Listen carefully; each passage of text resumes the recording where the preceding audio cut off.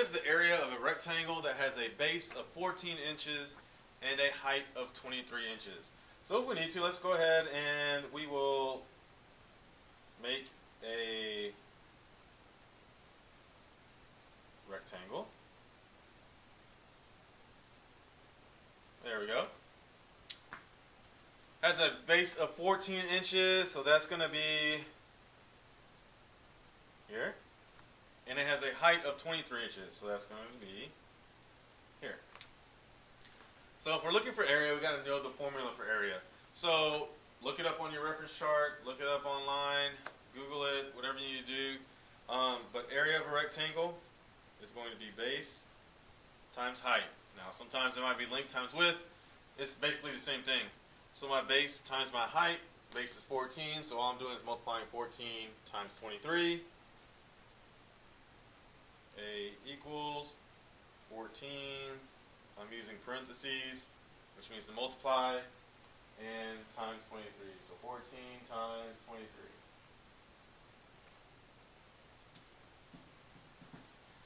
So the area of this rectangle is going to be 322. And it's in inches, so we'll label it inches squared because it is asking for the area. Go ahead and box in. Let me zoom out so we can see all the work. And there you go. Okay, number 7 says to classify the number negative square root of 7. So classify, remember that's where we're seeing if it's a whole number, natural number, integer, rational, irrational, and obviously it's a real number because they're all real numbers.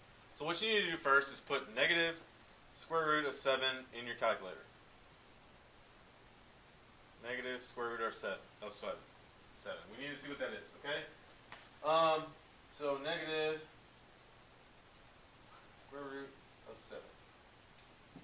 Enter in your calculator, you're going to get negative 2.6457513. So, like, basically this number goes on forever.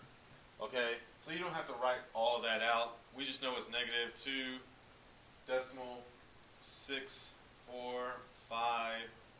And then I'm just going to put dot, dot, dot to let you know that goes on forever. It doesn't repeat. There's no pattern to it. So it just keeps on going. A bunch of numbers, just random. So if it is a decimal, I mean it's negative and it's a decimal, so that takes out natural numbers, it takes out whole numbers. With the decimal, it takes out integers, so it's either can be rational or irrational. In this case, if it goes on forever and doesn't repeat, that means it's an irrational number. So classify irrational.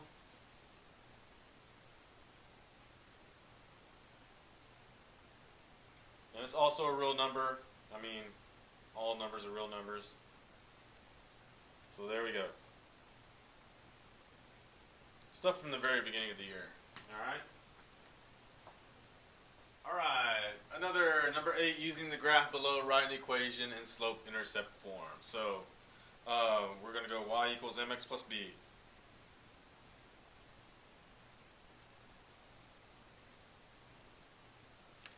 Okay.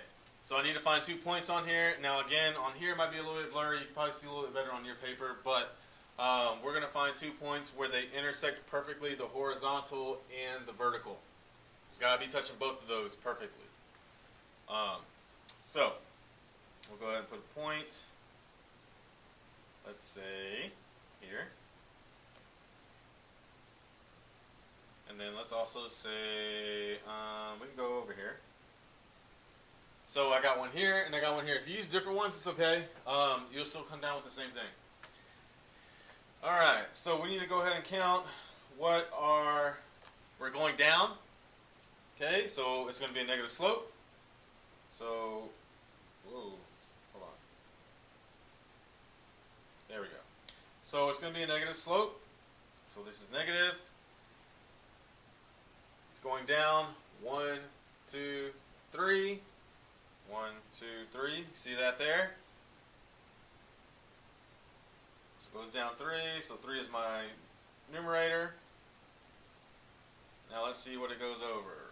1, 2, 3, 4, 5, 6, 7, 8, 9, 10, 11, 12. So that is my denominator. This is going to simplify. Negative 3 over 12. That simplifies to negative 1/4. So that is my slope, negative 1/4. Now we need to find out what my y-intercept is going to be. So let me go back to my graph, zoom in some. Remember, I start at the top and I go until it intersects. Both of these lines intersect. And this right here intersects at 7. So y-intercept is 7. And so now we can write my slope-intercept form equation. Y equals negative 1/4 x plus 7. Let's box it in. Zoom out so you can see all the work. And there we go. Perfect. Alright, number 9. Using the table below, write an equation in the form y equals mx plus b. So, this is where we go ahead. Let me get there. We need our slope, and we need a y-intercept. So first thing I need to do is find the change in y and the change in x. Remember, these are my y's. These are my x's. Okay, so we start at the bottom. 28.5 minus 27.5. Okay, that's easy. It's a difference of 1. If I did 27.5 minus 26.5, get the same thing. And then same thing here. So 1 is going to be my numerator on my slope. Right there. That's where that goes. Now we need to find my denominator. That's going to be my difference in x's. So 25 minus 20, we're going to get 5. And if I do the same thing over and over, I see that it's going to be 5 and 5. So this is going to be my denominator. So look, there's my slope. It's already simplified down, doesn't go down any further. So 1/5. If you made it a decimal, that's okay, but you don't have to. We'll just leave it there. So now we need to find my y-intercept. So here, I look at my values of x, and I don't have 0 anywhere in here. So I need to go backwards until I get to 0. Alright? So what I'm going to do is, let me get it, I'm going to cover this up, these words. There we go. Okay? So basically what we're doing is we're just going to extend this graph. So, let's go back 5, because look, 25, 20, 15, 10. Next is going to be 5. And if I have 5 here, 28.5, 27.5, 26.5, 25.5. I'm going backwards by 1, so it's going to be 24.5. Alright, so am I done? No, because I have to go back one more. I have to go where x is 0. I'm not at 0 yet. Okay, so I'm just going to draw a line above this. There we go.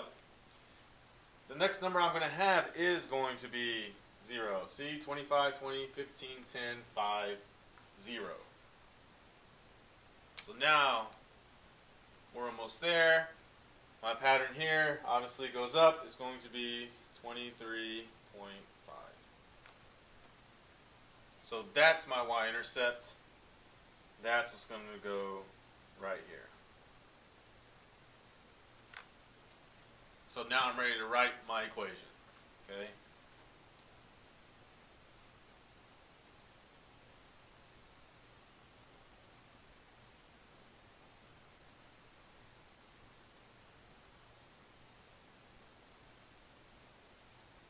Box it in red. There we go. Let me zoom out so you can see all the work. Y equals 1/5 x plus 23.5. Alright, number 10, last, we got to solve another equation. It's solving for x. So remember, everything that's inside these parentheses, I'm going to have to multiply by the number that's outside the parentheses. So I'm going to multiply x times 12, and I'm going to multiply 20 times 12. So 20, oops, not in red, let's do this in black. 12 times x is 12x. And then 12 times a positive 20 is going to be a positive, so plus 240. And then we've got equals 372. Alright, so here's my equation. I just kind of simplified that, multiplied everything inside there by 12. So now I got to take this inverse of plus 240 and take it over here because we want this by itself. So the inverse of plus 240 is minus 240. Minus 240, there we go. We have 12x that comes down. This is going to z out. Equals 372 minus 240 is 132. There we go. Alright, then my last step is to just divide by the coefficient that's in front of the variable. So divide by 12 and divide by 12. This makes 1 here, so that leaves x by itself. 132 divided by 12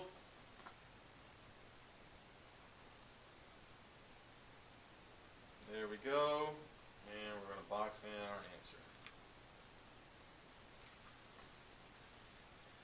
Alright, very good. So that's homework. This is homework 19.